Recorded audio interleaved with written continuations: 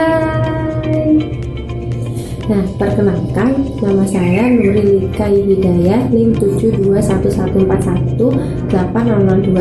Saya dari Rombel Akuntansi D 2018. Nah, di sini saya akan menjelaskan sebuah materi auditing pada bab laporan audit. Apa sih itu laporan audit? Nah, laporan audit merupakan tahap terakhir dari proses pelaksanaan audit.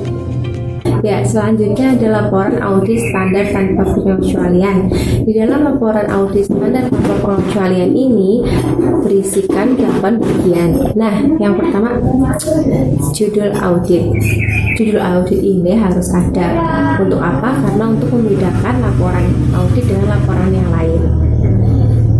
Lalu, standar auditnya juga mensyaratkan bahwa judul audit harus mengandung kata independen yang memberitahukan kepada para pemakai laporan audit bahwa audit ini telah dilaksanakan sesuai dengan peraturan dan tidak memihak serta tidak bias. Yang kedua, alamat laporan audit. Alamat ini biasanya ditujukan kepada perusahaan, para pemegang saham, dan dewan direksi perusahaan.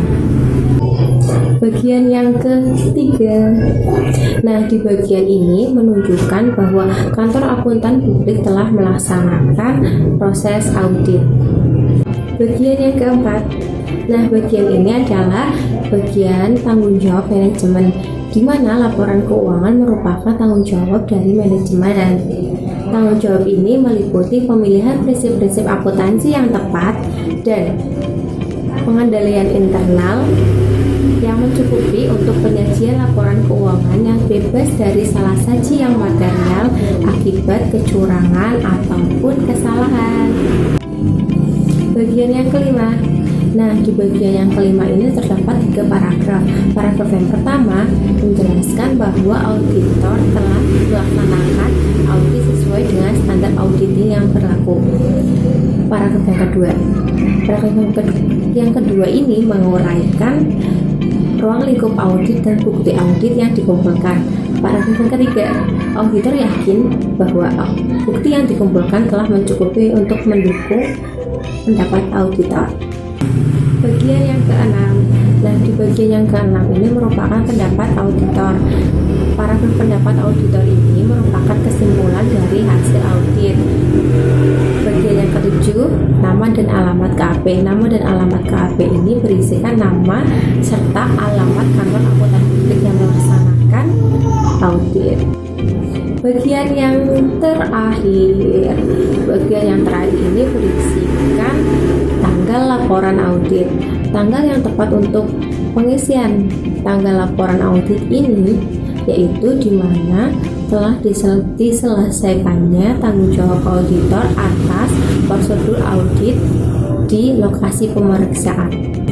Materi yang selanjutnya yaitu kapan sih laporan audit standar tanpa pengecualian ini dibuat. Nah, dalam pembuatan laporan audit standar tanpa pengecualian ini harus ada 4 kondisi yang harus terpenuhi. Yang pertama, semua laporan neraca, laba rugi, perubahan ekuitas pemegang saham, laporan arus kas sudah termasuk ke dalam laporan keuangan.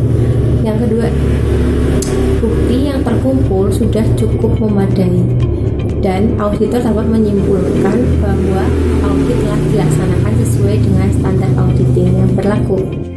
Yang ketiga, yang ketiga ini merupakan laporan keuangan harus disajikan sesuai dengan prinsip-prinsip akuntansi yang berlaku.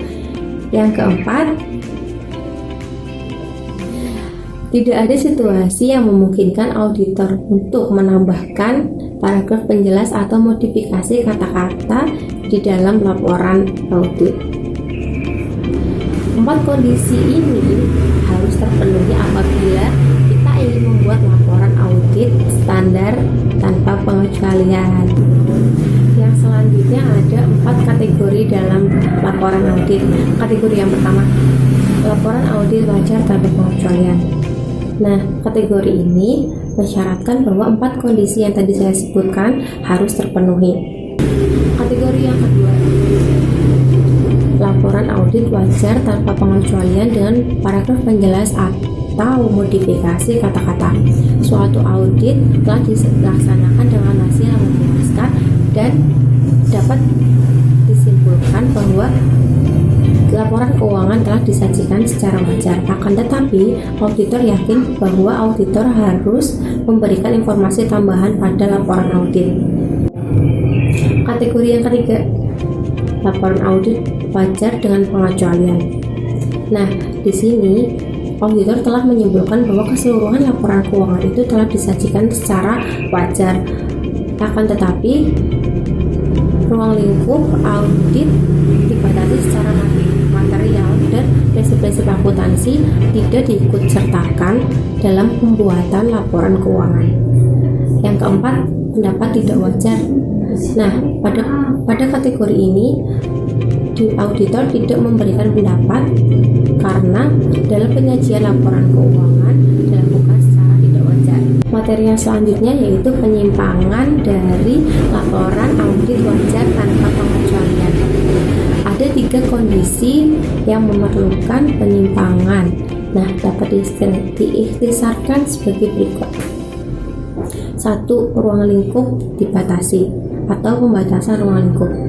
Pembatasan ruang lingkup ini terjadi apabila auditor tidak cukup memiliki bukti untuk menyimpulkan apakah laporan keuangan telah disajikan sesuai dengan kerangka kerja pelaporan.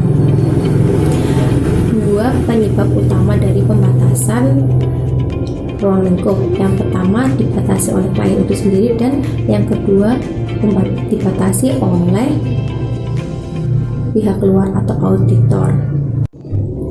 Contoh dari pembatasan oleh klien yaitu manajemen menolak untuk mengizinkan auditor untuk pemeriksaan piutang yang material pada penyajian laporan keuangan. Kondisi yang kedua. Nah, kondisi yang kedua ini merupakan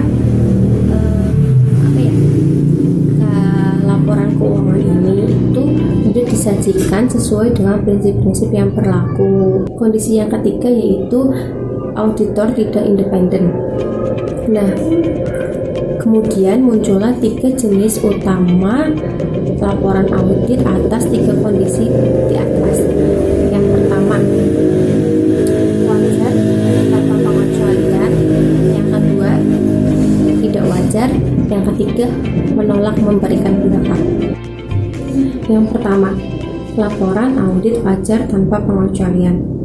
Laporan ini dapat diterbitkan akibat pembatasan ruang lingkup audit untuk mematuhi prinsip akuntansi yang berlaku umum. Laporan ini dapat dikeluarkan apabila auditor menyimpulkan bahwa laporan keuangan secara keseluruhan telah disajikan secara wajar. Yang kedua, pendapat tidak wajar. Pendapat ini digunakan apabila auditor yakin bahwa laporan keuangan secara keseluruhan mengandung salah saji yang material atau menyesatkan sehingga laporan keuangan disajikan secara tidak wajar. Yang ketiga, menolak memberikan pendapat. Kondisi ini terjadi apabila auditor tidak bisa meyakinkan dirinya sendiri bahwa laporan keuangan secara keseluruhan disajikan secara wajar. Nah, materi yang selanjutnya yaitu ada materialitas. Materialitas adalah pertimbangan penting dalam menentukan jenis laporan yang akan diterbitkan dalam situasi tertentu.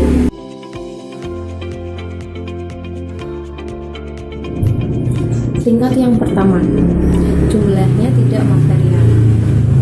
Apabila terdapat salah saji yang material dalam laporan keuangan tetapi tidak mempengaruhi keputusan para pembaca laporan, maka hal tersebut bisa dikatakan tidak material.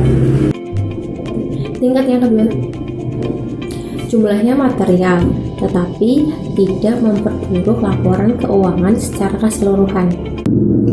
Tingkat yang kedua ini terjadi apabila ada salah saji dalam laporan keuangan serta mempengaruhi keputusan para pemakai. Akan tetapi, dalam penyajian laporan keuangan ini tetap disajikan secara wajar.